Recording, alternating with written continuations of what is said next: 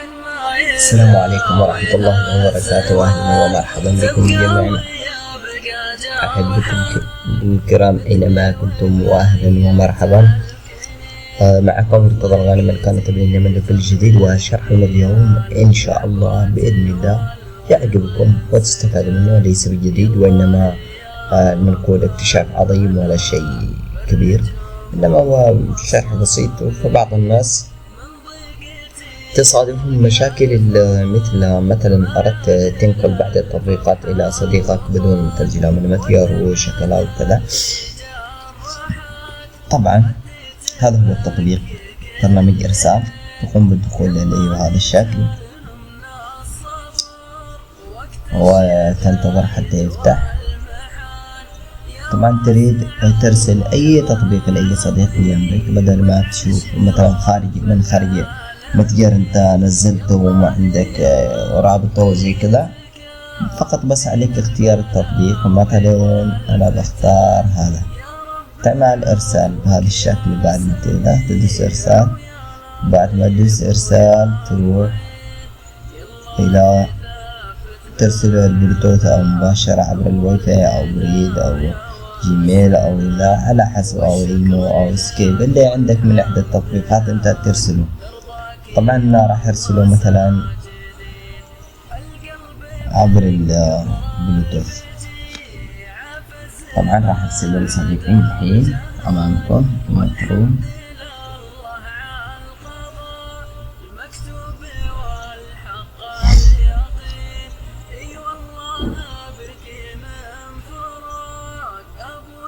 طبعا راح يطلع الجهاز. طبعا أبو أحمد، أنا برسل لأبو أحمد. طبعا وصل الإرسال.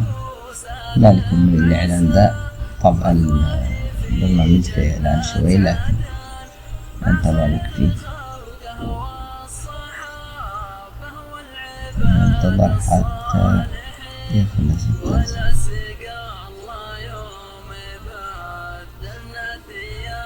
مش داخل هنا.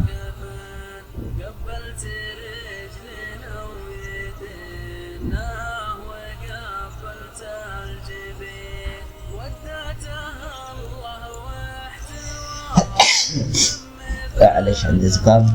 المهم على العموم التطبيق من يعمل ريوع راح يوصل معك ملف APK. مثلا انت تروح بعد الارسال تدخل ملفاتي.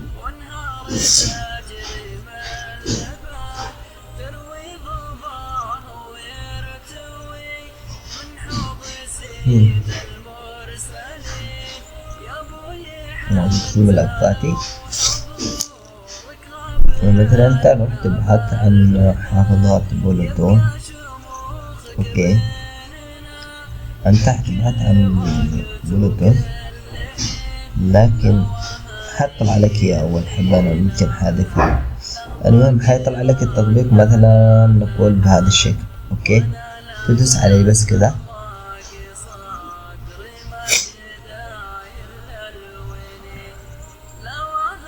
يطلع معك بهذا الشكل. مثلا تدوس عليه بس ضغطة واحدة، وبعدين يطلع لك ضبط.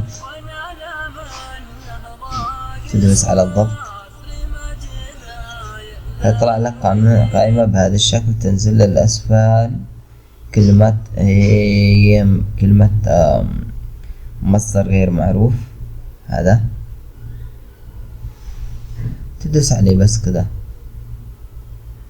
اعتمد موافق.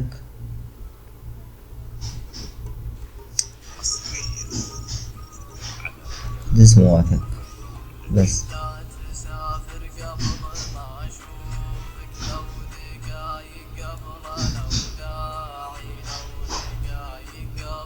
وش دخل لنا من ده؟ تعمل تثبيت بس على طول، تنتظر كذا تم التثبيت. انا مثبت البرنامج، ما اريد اثبته مرة ثانية. المهم على العموم كان هذا شرحنا اليوم، وأتمنى منكم أن تسووا اشتراك للقناة وإعجاب بالفيديو، وأي معلومات واستفسارات أخرى مستعدين متواجدين إن شاء الله على مدار الساعة.